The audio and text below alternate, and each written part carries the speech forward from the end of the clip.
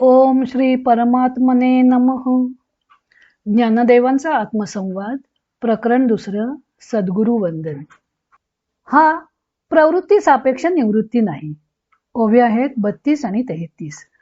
गुरुदेवांनी निवृत्ती हे नाव धारण करून आपल्या नावाचा ठावच कसा मोडून टाकला ते ज्ञानदेव सांगत आहेत. ज्ञानदेव म्हणतात, नव्हे आत्मया आत्मप्रवृत्ती मा वाढविता के निवृत्ती परी या नामाची वायबुंथी सांडीची ना. बुंथी म्हणजे वस्त्र किंवा पांघरुण आणि वाय म्हणजे व्यर्थ. खरे तर परमात्म्याच्या स्वरूपात आत्मप्रवृत्तीचा सर्वथा अभाव आहे. मग तेथे निवृत्तीचा गौरव कसा बरे असणार? आणि आत्मप्रवृत्ती जर वाढवत असतील तर त्यांना निवृत्ती कसा म्हणता येईल? पण हे व्यर्थ नामाचे पांघरुण ते टाकतच नाहीत. निवर्त्य तव नाही मा निवर्तवी हा काही तरी कैसा बैसे ठाई निवृत्ती नामाच्या. निवर्त्य म्हणजे निवारण करता येण्याजोगे. वास्तविक निवर्तन करण्यासारखे तर काही नाही. मग कशाचे हा निवर्तन करणार? तरीही हे निवृत्ती नामाच्या पदावर कसे बरं आरूढ झाले आहेत? स्वामी स्वरूपानंद याचं अभंग रूपांतर करताना म्हणतात, आपुल्याची ठाई आपुला आपण राहे जो गिळो न द्वैताद्वैत. जेथे नाही आत्म प्रवृत्तीसी ठाव मग कोठे नाव निवृत्ती हे. परी सांडे नाजव नावाची ही खोळ असे जी केवळ भास मात्र.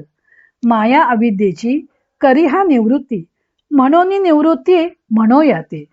तरी मिथ्या माया नाहीच जी साची निवृत्ती तियेची कैची काय. असोनी ही ऐसे निवृत्ती हे कैसे घेऊन या बैसे नाव देखा. ज्ञानदेवांनी सांगितलं की सद्गुरु परमात्म्याला नमन करावं म्हटलं तर त्यांना द्वैताचा विटाळ असल्यामुळं तिथं पाऊल सुद्धा टाकता येत नाही.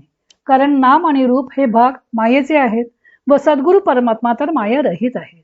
ज्ञानदेवांनी 3ऱ्या ओवीत मायारूपी हत्तीनीचा नाश करून मुक्तिमोत्याचा घास भरवणाऱ्या निवृत्ती बंधू असा त्यांच्या नामाचा उल्लेख केला होता. आणि अंगी लावून नाडिले नामचे येणे, आपल्या अंगाला हा नाव सुद्धा लावून घेत नाही असं मागच्या ओवीत म्हणत असल्यामुळं त्यांचे हे बोलणे परस्पर विरोधी नाही का अशी शंका निर्माण होते. त्याचे उत्तर या 2 ओव्यात दिलं आहे. त्यांचे निवृत्ती हे नाव असलं तरी ते सार्थ नाही. त्यांचे निवृत्ती हे नाव कसे सार्थ नाही ते ज्ञानदेव 3 प्रकारे स्पष्ट करत आहेत. 1. प्रवृत्ती सापेक्ष निवृत्ती. 2. आत्मप्रवृत्तीकडे वाढ असली तर ती निवृत्ती कशी म्हणता येईल. आणि 3. कशाचे तरी निवारण करतो म्हणून निवृत्ती. प्रवृत्ती सापेक्ष निवृत्ती. ज्ञानदेव सांगतात की मनुष्याची एखाद्या गोष्टीकडे प्रवृत्ती असली तर त्यापासून तो निवृत्त झाला असं म्हणता येतं. पण परमात्मा स्वरूपात प्रवृत्तीचा सर्वथा अभाव आहे. त्याच्या ठिकाणी आत्मप्रवृत्तीच नाही, आत्मविषयक स्फुरण सुद्धा नाही. तर मग निवृत्ती तरी कशी असेल? प्रवृत्ती निवृत्ती या परस्पर सापेक्ष अशा गोष्टी आहेत. जर प्रवृत्तीच नसेल तर निवृत्ती तरी कशी असणार? पण या गुरु महाराजांनी निवृत्ती या नावाचे व्यर्थ पांघरून घेतलेलं आहे.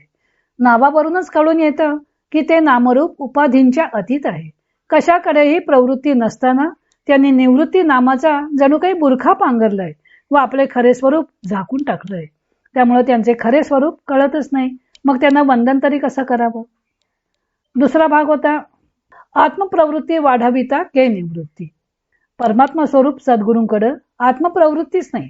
वाढविता या शब्दाचा आत्मप्रवृत्ती शब्दाशी अन्वय केला तर आत्मवृत्ती वाढवत असेल तर काय निवृत्ती, त्यांना निवृत्ती कसं काय म्हणता येणार असा अर्थ होईल. कारण मग ती प्रवृत्तीच झाली. कशाचे तरी निवारण करतो म्हणून निवृत्ती आहे का? पुढच्या ओवीत सांगतात की एखाद्या गोष्टीकडे यांची प्रवृत्ती नाही त्यामुळे यांचे निवृत्ती हे नाव सार्थ नाही. हे ठीक आहे, पण हे कशाचे तरी निवारण करत असतील म्हणून यांना निवृत्ती म्हणावं तर त्या दृष्टीनेही हे नाव अनवर्थक नाही असे ज्ञानदेवांना दिसून येते.